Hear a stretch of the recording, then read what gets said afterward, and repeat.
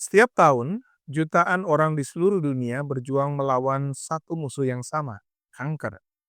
Ia tumbuh diam-diam, menggandakan dirinya tanpa kendali, mengubah sel tubuh menjadi mesin penghancur dari dalam.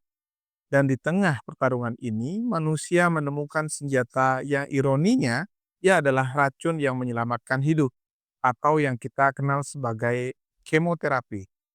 Meski namanya sering membuat orang takut, kemoterapi sebenarnya adalah hasil yang luar biasa dari perpaduan antara biologi, kimia, dan teknik biomedis. Ia bekerja secara halus dan brutal sekaligus membunuh sel jahat sambil berjuang menjaga sel hidup tetap hidup. Nah, mari kita mulai.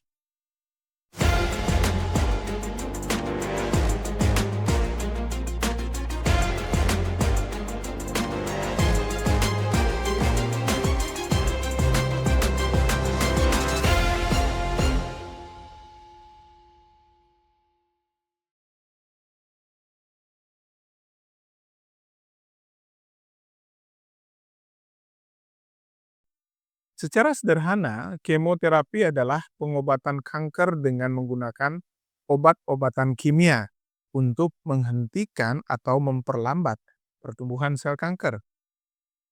Berbeda dengan operasi yang mengangkat tumor secara fisik, kemoterapi bekerja dari dalam, menyerang sel yang membelah cepat di seluruh tubuh.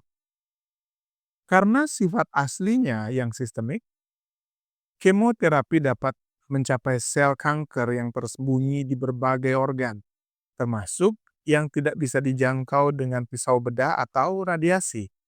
Namun, efeknya tidak spesifik. Ia juga dapat mengenai sel tubuh normal yang aktif membelah, seperti sel lambut, sumsum tulang belakang, dan mukosa osus.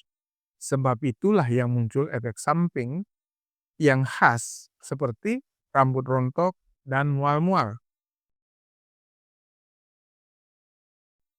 Sejarah kemoterapi dimulai dengan sesuatu yang gelap, terutama Perang Dunia.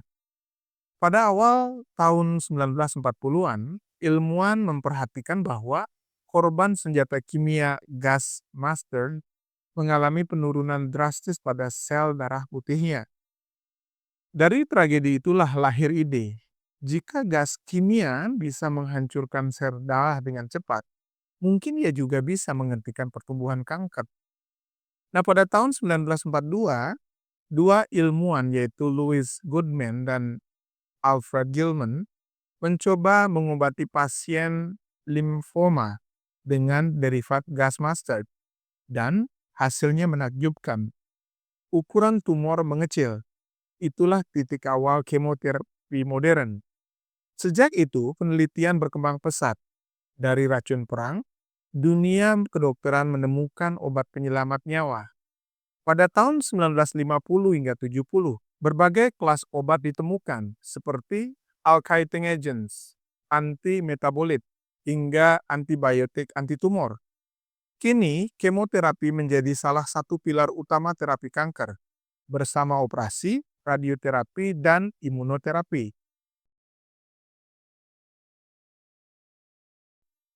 Untuk memahami cara kerja kemoterapi, kita harus kembali ke dasar.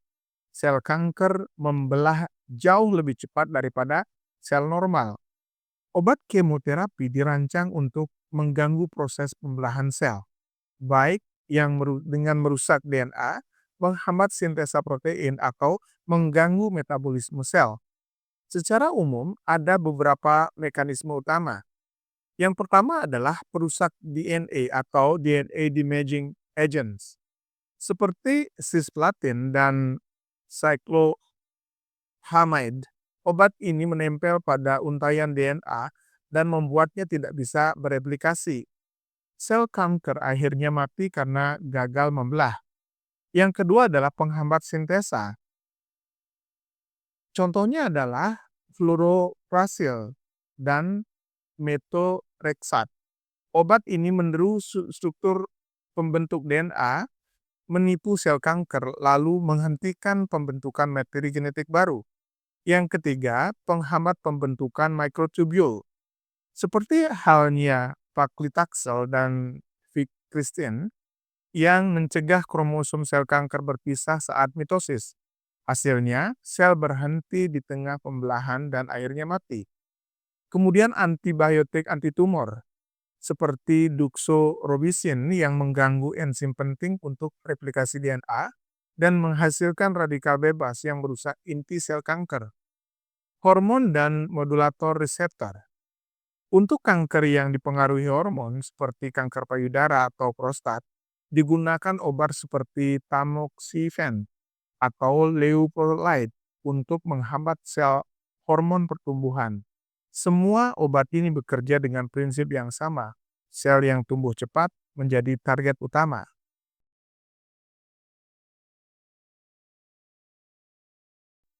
Berikut adalah beberapa agen kemoterapi yang paling umum digunakan. Yang pertama adalah cisplatin atau platinum compound. Salah satu obat paling terkenal digunakan untuk kanker paru, ovarium, dan testis. Bekerja dengan membentuk ikatan sila antar untai DNA, menghentikan pembelahan sel. Meski efektif, efek sampingnya termasuk mual berat dan gangguan ginjal sehingga perlu pemantauan ketat. Kemudian ada 5-fluorouracil atau 5-FU, digunakan pada kanker saluran pencernaan seperti kolon dan lambung. Meniru basa nitrogen urasil, lalu mengacaukan proses pembentukan DNA. Yang ketiga ada doxorubicin, termasuk golongan antrasiklin antibiotics. Dikenal efektif tetapi beresiko menyebabkan kerusakan jantung jika dosisnya terlalu tinggi. Karena itu, insinyur biomedis mengembangkan sistem penghantaran nanoteknologi agar obat lebih cepat sampai di sasaran dan minim toksisitas. Kemudian ada paclitaxel, berasal dari kulit pohon iu. Obat ini menstabilkan microtubules sehingga sel tidak bisa menyelesaikan pembelahan. Kini digunakan luas pada kanker payudara dan ovarium. Kelima adalah cyclophosphamine. Golongan ini bekerja dengan menempel pada DNA sel kanker dan menghambat replikasi. Salah satu obat tertua namun masih tetap digunakan hingga kini. Yang keenam ada carboplavin dan oxaliplatin. Ini adalah versi modern yang paling aman dan memiliki efek samping yang ringan.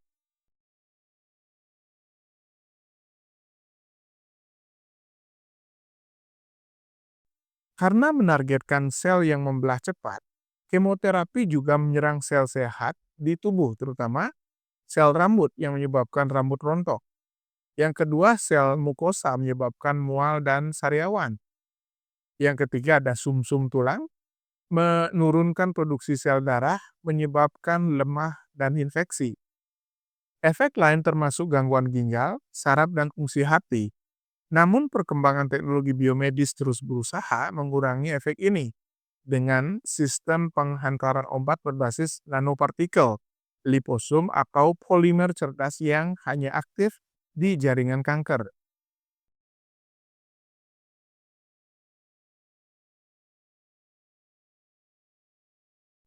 Selama proses kemoterapi, pasien diawasi ketat oleh tim multidisiplin seperti dokter onkologi, insinyur biomedis, dan perawat beserta juga farmasis.